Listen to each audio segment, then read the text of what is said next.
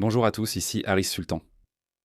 Je pense que nous pourrions avoir un accord avec nos frères musulmans vivant dans les pays occidentaux. En Australie, les musulmans disent « S'il vous plaît, arrêtez d'appeler ça l'islam radical. Appelez-le simplement l'islam. » Je suis d'accord. Pourquoi cela s'est-il produit? Parce que récemment, notre deuxième pire Premier ministre de l'histoire australienne, Scott Morrison, qui n'était pas du Parti travailliste, il était du Parti libéral. Voici ce qu'il a dit. Étant donné l'implication spécifique de l'islam extrémiste radicalisé dans les attaques terroristes de Bondi. La réponse de l'Australie doit accorder une attention explicite et spécifique à cette question, et je ne parle pas seulement de l'immigration. L'enseignement doit être transparent avec des traductions anglaises disponibles. C'est juste. Les chefs religieux doivent également rejeter clairement l'islam politique et les mouvements transnationaux qui instrumentalisent la foi pour le pouvoir plutôt que pour l'adoration et avertir leurs fidèles de tels mouvements. Après le 14 décembre, toutes les options pour lutter contre l'antisémitisme doivent être envisagées en Australie. Cela inclut l'islam, la manière dont l'islam est pratiqué et encadré en Australie. Donc à la suite de l'attaque terroriste de Bondi, qui a été inspirée par des radicaux, oh non, désolé. Les musulmans disent que ce n'est pas l'islam radical, mais simplement l'islam, donc je vais l'appeler ainsi. Et c'est leur demande. Ces idiots ne s'en rendent pas compte. Des termes comme islam radical, islam fondamentaliste, islam extrémiste, ces termes sont en fait conçus pour protéger les musulmans et l'islam.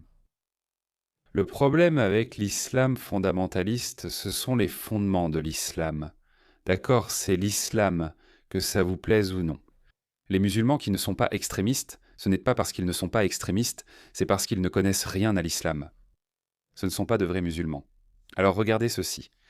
Cet article a été publié dans The Australian, qui est un journal australien assez respectable. Donc les imams disent « Arrêtez de parler d'islam radical et extrémiste ». Le principal imam formule des exigences après que Scott Morrison a appelé à une réforme de l'islam. Ils ont rédigé toute une lettre. C'est une lettre assez longue. La voici. Je ne vais pas vous ennuyer avec ça. C'est de l'association musulmane libanaise. Nos conseils au Premier ministre raté Scott Morrison. Tout ça parce qu'il a dit « Eh, vous savez, il faut qu'on fasse quelque chose à propos de l'islam radical, ou de l'islam politique. » C'est ce qu'il a dit. Je suis d'accord. Ils font aussi pression sur notre Premier ministre actuel, sans doute le pire de l'histoire de l'Australie. Anthony Albanese. Ils disent que vous devez appliquer les nouvelles lois sur les discours de haine adoptées à la hâte à Scott Morrison et que vous devriez arrêter Scott Morrison. C'est un vrai bordel, les gars. C'est un vrai bordel. Maintenant, je veux passer la parole à mon sénateur préféré en Amérique, le sénateur Randy Fine. Il vient de lancer une attaque cinglante contre l'islam. Écoutez bien. Lundi matin, au lieu de prendre mon vol habituel pour aller à Washington, j'irai dans un tribunal en Floride où je serai entendu sous serment, dans une affaire pénale contre un homme qui m'a envoyé, à moi et à ma famille, des menaces de mort, qui a dit « Je sais où tu habites, je viens te tuer, je vais tuer tes enfants devant toi ». Pourquoi m'a-t-il envoyé ces menaces de mort? Au fait, c'est la troisième personne à faire cela. Il m'a envoyé ces menaces alors qu'il était à l'étranger et il a été arrêté par la douane en entrant aux États-Unis. Pourquoi a-t-il envoyé ces menaces? Parce que j'ai fait une déclaration simple. Si vous entendez quelqu'un crier « Louez Jésus » en général, vous souriez. Si vous entendez quelqu'un dire « Baruch Hashem », vous ignorez peut-être la signification, mais cela ne vous fera pas peur. Mais si quelqu'un dans cette salle criait Allahu Akbar en ce moment, nous chercherions tous un endroit où nous cacher. Et un grand boom. Maintenant, l'excuse de ce monsieur, sa défense sera la suivante. Dans ma foi, j'ai le droit de poursuivre l'infidèle. Maintenant, pour ceux d'entre vous qui pensent que c'est fou, nous avons déjà vu cela auparavant. Au Texas, des enfants musulmans ont vandalisé une église. Ils ont tagué des messages sur une église. Et le groupe de défense des droits civiques, qui est censé représenter les musulmans modérés au Texas, dit qu'ils ont le droit de faire cela en vertu du premier amendement, parce qu'ils pratiquaient leur religion. Waouh, est-ce qu'on peut commencer à jeter du bacon et des têtes de cochon devant les mosquées et dire « Eh, je pratique ma religion ». Si je pouvais dire une chose à mes collègues, nous ne devons pas avoir peur. Nous devons arrêter d'utiliser le terme islam radical, islamiste, c'est l'islam traditionnel. Nous nous sommes trompés là-dessus. Les radicaux sont ceux qui ne veulent pas nous tuer. C'est la majorité qui le fait. Et si quelqu'un s'inquiète de cela, regardez ce que j'appelle maintenant le Royaume-Uni islamique et la Francistan. En France, ils ont dû annuler les célébrations du Nouvel An parce qu'ils craignaient des attaques. Et en Allemagne, ils ont annulé tellement de marchés de Noël parce qu'ils craignaient que certains musulmans ne foncent sur les gens. Tu te rends compte? L'Allemagne connue pour l'Oktoberfest. Les marchés de Noël. Et apparemment, c'était trop demandé, je suppose. Cette expérience consistant à importer des centaines de milliers de musulmans, des musulmans ordinaires, d'accord, ce sont des musulmans ordinaires dans vos pays. Cela est en train de transformer votre culture, votre histoire, votre identité, votre mode de vie. Et ils ne sont toujours pas satisfaits de cela. L'Espagne vient de régulariser 500 000 sans-papiers, majoritairement d'Afrique du Nord, de Syrie et du Moyen-Orient. Que vont-ils faire? Oh mon Dieu, je n'en ai aucune idée. Mes vidéos sont également doublées en espagnol et j'ai une chaîne espagnole assez dynamique et en pleine croissance.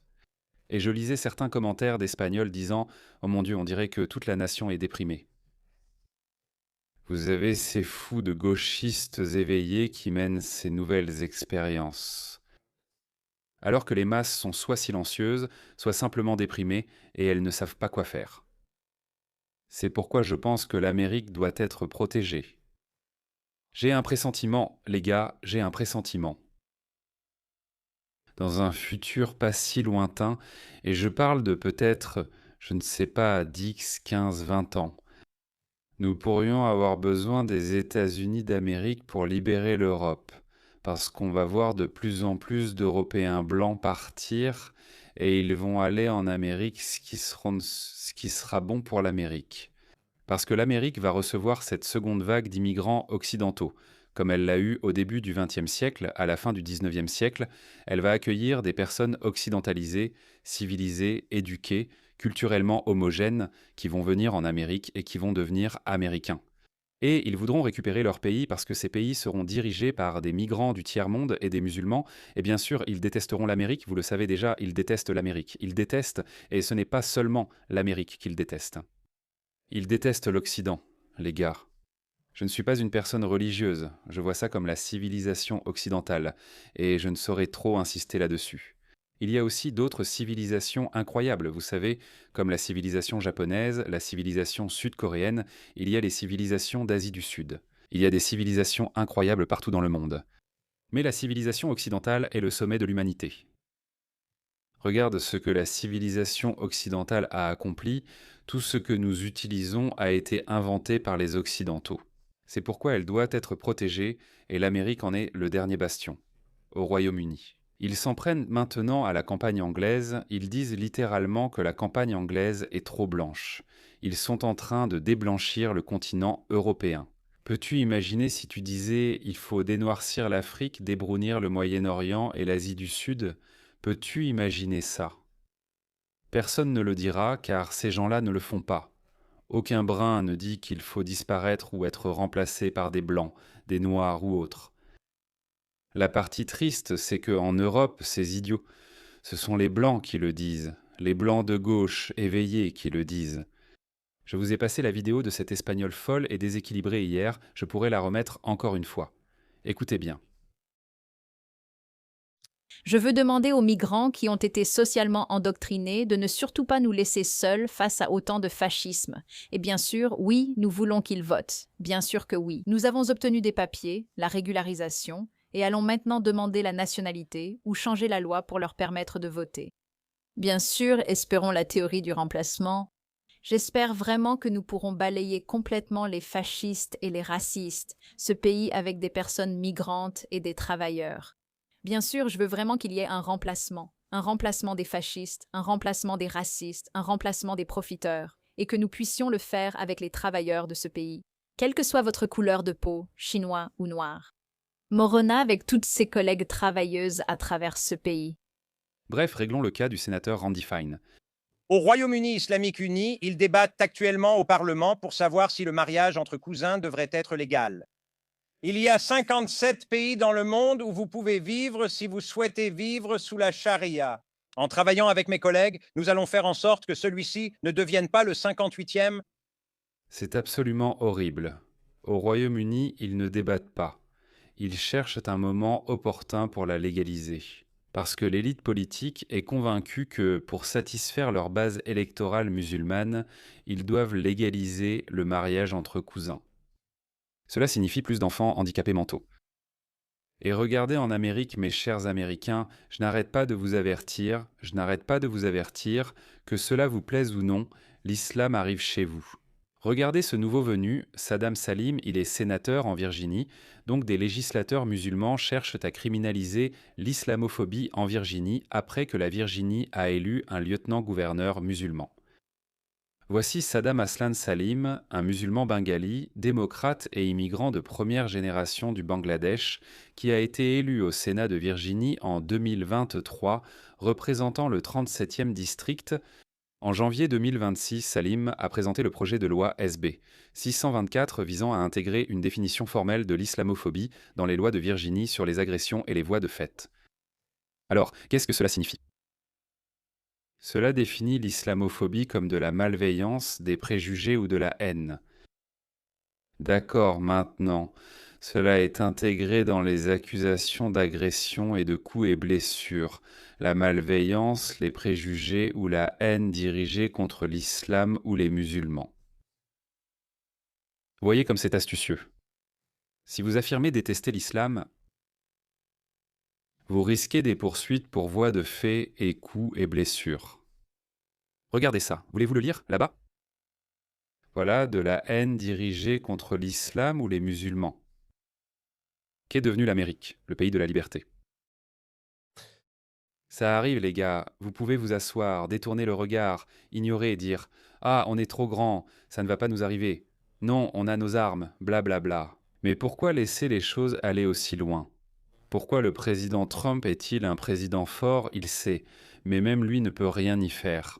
À ce qu'il paraît, on n'arrive même pas à gérer Ilhan Omar et Rachida Tlaib. C'est ce qui s'est passé dans sa circonscription, Rachida Tlaib. Regardez. Cela, ça a été scandé dans sa circonscription.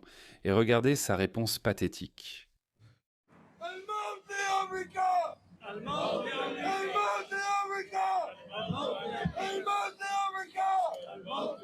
Ce n'est pas très glorieux.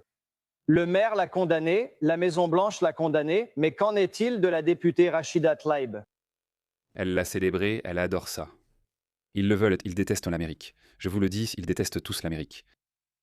Ce n'est pas seulement l'Amérique. Vous avez vu ce qui se passe en France, en Allemagne. Ils détestent la civilisation occidentale. Tout ce qui vous concerne, ils le détestent. Je le sais. J'étais musulman et je détestais l'Amérique. Quand vous avez envahi l'Afghanistan, je l'ai aussi détesté. J'étais comme ça. Pourquoi regarder ça ? Quelle brutalité ! Pourquoi peuvent-ils bombarder qui ils veulent partout ? Eh bien, en grandissant, j'ai compris qu'il existe différents niveaux de civilisation. Si vous êtes un occidental, si vous vivez en Occident et que vous profitez des avantages de la vie en Occident, alors vous devez comprendre pourquoi l'Occident est si grand. Pourquoi la civilisation occidentale est-elle meilleure à vivre, grâce à certaines de ses valeurs et principes qui ne sont finalement pas si mauvais. Je suis plus va-t-en-guerre que la plupart des Américains. Selon moi, la puissance américaine doit toujours être maintenue et utilisée pour garantir la prééminence des valeurs occidentales. Le régime islamique d'Iran. Ce sont nos ennemis jurés, ils disent mort à l'Amérique, qu'ils aillent se faire voir, qu'on les écrase, qu'on les bombarde, et même leur propre peuple les déteste. Leur propre peuple veut être avec l'Amérique, ou ils veulent être amis avec l'Occident, un peu comme le Japon et la Corée du Sud. Cette intervention sera la première opération de changement de régime réussie depuis 1945. Observe les conséquences de la Seconde Guerre mondiale suite au changement de régime. L'Allemagne. Eh bien, environ 70 ans plus tard, elle a perdu sa voix. Mais regarde le Japon, regarde la Corée du Sud, et là où nous n'avons pas réussi à changer le régime en Corée du Nord. Regarde quel trou à rats c'est devenu. L'Iran va devenir un pays incroyable, un ami de l'Occident, mais ces gens ne le voient pas comme ça. Ils nourrissent de la haine envers l'Occident, ils détestent l'Occident. Écoute simplement. Peut-être, Dearborn, est-ce qu'elle accepte que ses électeurs scandent « mort à l'Amérique » La correspondante de Fox Business Hillary Vaughan, Astor Watch. Le député Talib. Fox News. Je ne parle pas à Fox News. Lors d'un rassemblement dans votre circonscription, des gens criaient « Mort à l'Amérique ». Le condamnez-vous? Vous ne parlez pas à Fox News? Condamnez-vous les slogans « Mort à l'Amérique ». Je ne parle pas à ceux qui utilisent des stéréotypes racistes. Pourquoi refusez-vous de dire si vous condamnez les slogans « Mort à l'Amérique ». Pourquoi éviter ce sujet? Fox News n'écoute pas. Utiliser des stéréotypes racistes envers ma communauté, c'est ce que fait Fox News. Et je ne parle pas à Fox News. Dire « Mort à l'Amérique », est-ce raciste? Scander « Mort à l'Amérique », est-ce raciste? Je parle de vos stéréotypes racistes. Vous savez très bien ce que vous faites. Je sais que vous êtes formidable, mais vous devez gérer ça. Tu es tout seul, elle a dit. Vous utilisez des stéréotypes racistes. Laissez-moi dire ceci. Cette femme est une créature hideuse. C'est une traîtresse envers le pays qui lui a tant donné. Mais elle ne rate aucune occasion de le démanteler de l'intérieur. Et je ne dis pas quelque chose de complètement farfelu. Comme l'a rappelé le sénateur Randy Fine, il n'a donné qu'un exemple. C'est bien pire que ça, c'est bien pire que ça. Toute l'Europe s'effondre. Je m'inquiète pour l'Australie et l'Australie va s'effondrer aussi. Nous avons cette influence croissante de l'islam et de l'islamisme et... Je n'ai pas perdu espoir. Je ne pense vraiment pas que nous allons perdre. Ces personnes qui sont venues en Occident en douce et qui étendent leurs tentacules comme un cancer qui se propage dans un corps, elles ne vont pas réussir ainsi. Cependant, ce ne sera pas un chemin facile. Ça va devenir moche, ça va devenir moche. Je vois de plus en plus de commentaires désespérés et en colère de la part des natifs, qu'ils soient d'Espagne, de Grande-Bretagne ou du Portugal. Oui, j'ai aussi une chaîne en portugais grâce à l'IA et évidemment de la part des Australiens et des Américains. Les gens deviennent en colère, ils vont continuer à se mettre en colère, et il arrivera un moment où il leur sera impossible de nous contenir. Certaines personnes affirment même vouloir vraiment que cela arrive. C'est à ce moment-là qu'ils vont sévir contre nous avec leurs lois totalitaires. À ce moment-là, je ne sais pas qui sera au pouvoir. Avec des conservateurs de droite au pouvoir à ce moment-là, nous gagnons. Si nous avons des politiciens de gauche progressistes au pouvoir à ce moment-là, alors on est foutus. C'est comme ça que ça va se passer. Et je ne sais pas, je ne connais pas le pays le plus important. Je dirais maintenant, même si je ne veux pas que l'Australie tombe, le pays dont nous aurons surtout besoin est l'Amérique. Bien sûr, l'Amérique, c'est le muscle de l'Occident. Nous aurons finalement besoin que l'Amérique vienne sauver la Grande-Bretagne, l'Espagne, la France, l'Allemagne, peut-être l'Australie. J'espère qu'on n'en arrivera pas là, mais il faudra finir par appuyer sur un bouton de réinitialisation. Peut-être que l'humanité a toujours fonctionné ainsi. Tous les 100 ans environ. Nous devons tout réinitialiser, repartir de zéro, appuyer sur le bouton de réinitialisation. Recommençons, parce que les choses ne fonctionnent pas, tout se détériore. C'est peut-être pour ça qu'on a besoin d'une révolution. Je ne sais pas, on verra. Je n'ai pas de boule de cristal. Mais je peux vous dire une chose, les choses ne vont pas rester comme elles sont. Il va falloir que quelque chose change.